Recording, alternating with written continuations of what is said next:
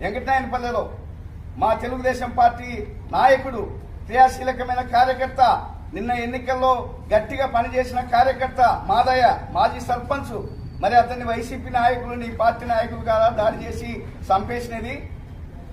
అతని దాడి చేసిన వాళ్ళలో ఒకతను నీ ఎన్నికలకు ఏజెంట్గా నీ తరఫున కూర్చోలేడా? దీనికి నువ్వు డోన్ ప్రజలకు ఏం సంజాయితీ చెప్తావు అని ఈరోజు మేము అడుగుతున్నాం. పోతొడ్డి గ్రామంలో నువ్వు ప్రెస్ మీట్ పెడతావా? అంటే నీ ఉద్దేశమేమి? గ్రామంలో మొన్న జరిగిన గలాటలో తెలుగుదేశం పార్టీ నాయకులపైన దాడులు చేసినది నీ కార్యకర్తలే, మా మాజీ సర్పంచ్ నారాయణను తలపగలు కొట్టి గాయపరిచినది నీ కార్యకర్తలే, నీ వైసీపీ నాయకులే. మళ్ళీ నువ్వే పోయి అక్కడ గ్రామ కక్షలను పెంపొందించే పద్ధతుల్లో నువ్వు ప్రెస్ మీట్ పెడతావా? అంటే దీన్ని ఎవరు చూడలేరనుకుంటున్నావా? గమనించలేరనుకుంటున్నావా? నువ్వే కక్ష రాజకీయాలకు